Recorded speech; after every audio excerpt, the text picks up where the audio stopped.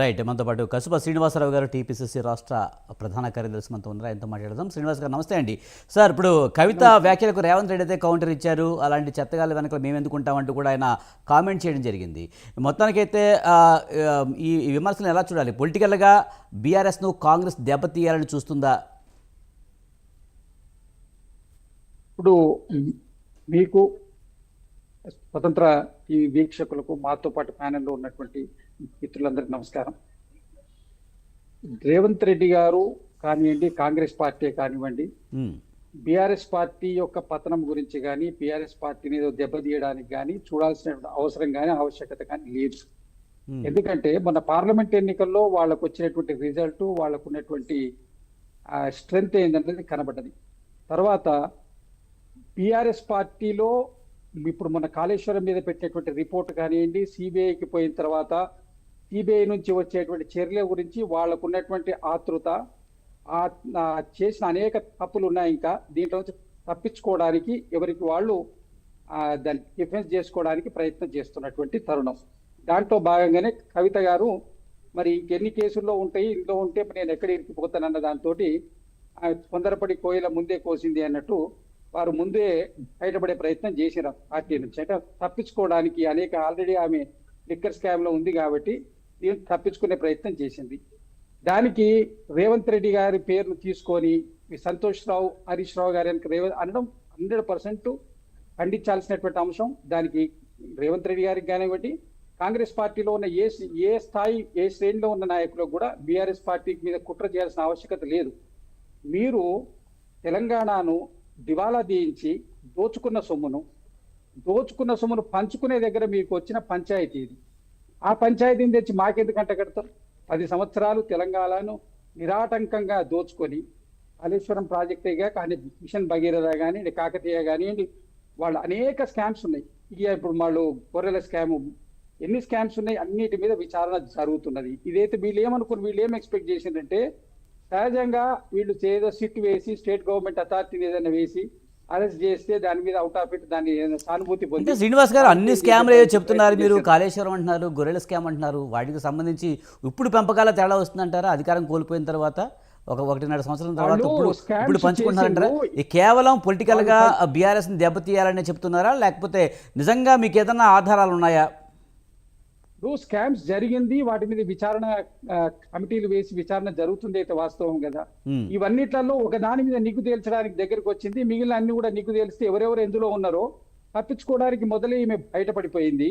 అదే విధంగా వాళ్ళ తండ్రి అన్న మీద సానుభూతి తేవడం కోసం వాళ్ళ పార్టీలో కుట్ర జరుగుతుంది, ఆ కుట్రలో వాళ్ళు భాగమైపోయిందని ఇది ఒక అటెన్షన్ డైవర్షన్ చేయడానికి చేస్తున్నటువంటి అందరు కలిసి ప్రధానంగా బీఆర్ఎస్ చేసిన స్కామ్లని కాంగ్రెస్ ఏదైతే చెప్తుందో, ఫోన్ ట్యాపింగ్ కానీ, కాళేశ్వరం కానీ, లేకపోతే ఇంకా ఏ కేసుల్లోనూ పురోగతి లేదు అని బండి సంజయ్ అయితే విమర్శించిన పరిస్థితి ఉంది. కావాలనే నిర్లక్ష్యం చేస్తున్నారు. ఇప్పుడు సిబిఐ కేసు కూడా చెప్పడం కూడా వెనుక అదే కుట్ర ఉంది అన్న విధంగా మాట్లాడడం జరిగింది. ఎప్పుడో 2 ఏళ్ల క్రితమే మేము సిబిఐకి ఏమని చెప్పాము, దాన్ని నీరు గార్చి ఇప్పుడు ఇచ్చారా అన్నట్టుగా మాట్లాడారు ఆయన. 2 ఏళ్ల క్రితం ఇవ్వడానికంటే ముందు ఒక కమిటీ, ఒక సుప్రీంకోర్టు న్యాయమూర్తి తోటి విచారణ చేయించి ఒక సమగ్రమైన రిపోర్ట్ పెట్టి అసెంబ్లీలో దాన్ని టేబుల్ చేసి తర్వాత తీసుకుపోయి వాళ్ళు సిబిఐకి ఇస్తుండ్రు. దాని చట్టపరంగా మేము చేయలేని అనేక అంశాలు దాంట్లో పొందుపరుచున్నాయి కదా. కేవలం దాన్ని ఎవరు తప్పు ఒప్పు అని తేల్చాలంటే అనేక అంశాలు దాంట్లో పొందుపరుచున్నాయి. కాబట్టి అవన్నీ విచారణ సిబిఐ అయితేనే నిష్పాక్షికంగా జరుగుతుంది. ఒక నేషనల్ అథారిటీ వాళ్ళు చేస్తే కరెక్ట్ ఉంటుందని వాళ్ళకు ఒప్పచెప్పినారు. అదేవిధంగా అనేకమైనటువంటి స్కామ్స్ ఉన్నాయి. ఈ అనేకమైనటువంటి స్కామ్స్ లో వీళ్ళందరూ ఎవరెవరు ఇరుకుతారో, ఎక్కడ బయటపడతారో అని మొదలే వారిని సానుభూతి చేయడం కోసం అన్నగారు, వాళ్ళ నాన్నగారు మాత్రం మంచివాళ్ళు, వీళ్ళిద్దరిని చేసిండ్రు. మా పార్టీలో పెద్ద కుట్ర జరుగుతుంది, మా నాన్నను అన్నను మమ్మల్ని ఏకాకి చేయడానికి, ఒక సానుభూతి చేయడానికి చేస్తున్నటువంటి ఇది ఒక గేమ్ అండి. వాళ్ళందరూ కలిసి ఆడుతున్న గేమ్ కిందనే నేనైతే భావిస్తున్నాను. దాంట్లో రేవంత్ రెడ్డి గారిని తెచ్చి రేవంత్ రెడ్డి గారు ఫ్లైట్ లో కలిసి ప్రయాణం చేస్తే తప్ప మాట్లాడుకోలేరా? మాట్లాడుకొని కుట్రలు చేయదలుచుకుంటే, ఏమైనా చేయదలుచుకుంటే వీళ్ళు కలిసి ఫ్లైట్ లో ప్రయాణం చేస్తేనే అవుద్దా? చెప్పడానికి ఏమైనా అర్థం ఉందా అండి? ఏదో దాన్ని కోడ్ చేసి చెప్పడం. కలిసి చాలా సందర్భాల్లో అనేక మంది నాయకులు కలిసి ప్రయాణం చేస్తారు. ఏదైనా విందుల్లో, వినోదాల్లో, ఏదైనా కార్యక్రమాల్లో కలిస్తే మాట్లాడుకుంటారు. అంత మాత్రమే వాళ్ళ మధ్య సయోధ్య అవుతుందా? చెప్పడానికి ఏమైనా అర్థం ఉండదు. మరి మీరు కూడా చాలా మందితో అందరితో సయోధ్య అయిందా? కేవలం ఏందండి, కవిత గారు చేసినటువంటి ఇవాళ ఆరోపణ పూర్తిగా కూడా సత్యదూరమైంది. ఆమె చేసినటువంటి ఆరోపణ కానివ్వండి, ఇప్పుడు జరుగుతున్నటువంటి మొత్తం ఎపిసోడ్ కూడా కల్వకుంట్ల కుటుంబం ఆడుతున్నటువంటి పెద్ద హై డ్రామా. తెలంగాణ ప్రజల అటెన్షన్ ఏంటో జరిగినటువంటి దోపిడీని, జరిగినటువంటి ప్రజలకు జరిగినటువంటి అన్యాయాలను ఇవన్నీ కప్పిపుచ్చడం కోసం దాన్ని ఈ డ్రామాను ముందర పెడితే కుటుంబాలు అయ్యో వాళ్ళ కుటుంబంలో పనిచేసి సహజంగా ఇప్పుడు భారతీయ సంస్కృతి ఏంటంటే ఎవరికైనా ఇబ్బంది ఉందంటే వాళ్ళు ఎంత దుర్మార్గులైనా ఏం చేసినా ఇమీడియట్ గా సానుభూతి వస్తుంది.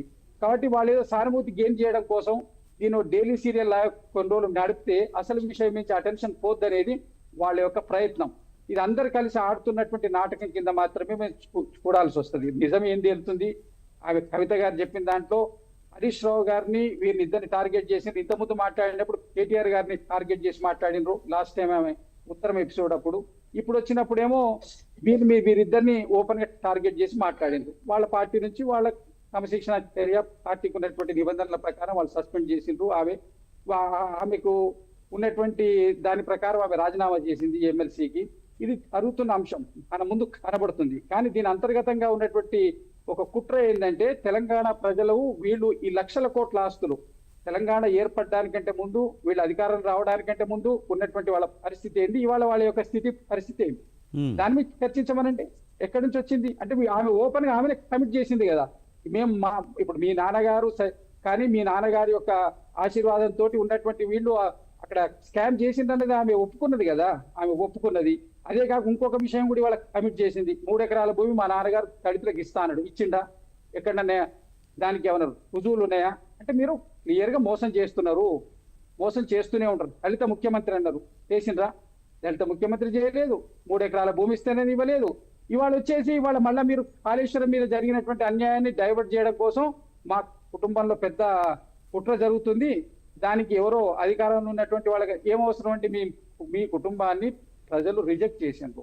రిజెక్ట్ చేసి ఇంట్లో కూర్చోబెట్టిండ్రు. ఇంట్లో కూర్చున్న తర్వాత మీ పంపకాల దగ్గర మీకు వచ్చిన పంచాయతీ 20 నెలల తర్వాత వస్తుందండి. వాళ్ళ నిజంగా ఎప్పటి నుంచో జరిగితే ఇంతకుముందే వచ్చి ఎక్కడన్నా ఒక ప్రెస్ అడ్రస్ చేసిందా? ఎక్కడన్నా వ్యతిరేకం మాట్లాడినటువంటి ఏదైనా దాఖలాలు ఉన్నాయా? ఇప్పుడు ఏదో న్యాయపరంగా చిక్కుముడి పడుతున్నటువంటి సమయంలో, వీళ్ళు దీంట్లో ఇరికిపోయేటువంటి సమయంలో మాత్రమే వీళ్ళు చేస్తున్నటువంటి డ్రామా ఇది. రేవంత్ రెడ్డి గారికి కానీ కాంగ్రెస్ పార్టీకి కానీ వాళ్ళ కుటుంబం యొక్క అంశంతో ఎవరికి ఏం సంబంధం లేదు. మునిగిపోయే నావ మీది. మునిగిపోయే నావను మేము ముంచాల్సిన అవసరం ఏమైంది? మీ అంతలు మీరే మునిగిపోతున్నారు, మీ అంతలు మీరే చేసుకుంటున్నటువంటి దాంట్లో ప్రజలు చూస్తున్నారు దీన్ని అంతా ఎంత అన్యాయం చేసిండ్రో. కేవలం అంటే ఉన్న ఎంప్లాయీస్ ను కనుక దాన్ని వాళ్ళ మీద రైట్ చేస్తే 100 కోట్ల రూపాయల ఆస్తులు పెరిగినాయి. మరి వీళ్ళ పరిస్థితి ఏంటి? అన్ని బయటకు వస్తాయండి. నిజం నిలకడ మీద తేలుతుంది. దీన్ని కక్ష సాధింపు చర్య కాకుండా చట్టబద్ధంగా ప్రజాస్వామ్యబద్ధంగా ముఖ్యమంత్రి గారు చేస్తున్నటువంటి చర్యను, కాంగ్రెస్ ప్రభుత్వం చేస్తున్నటువంటి దాన్ని అందరూ కూడా ప్రజలంతా హర్షిస్తున్నారు. రైట్. మనతో పాటు గంగాపురం వెంకటరెడ్డి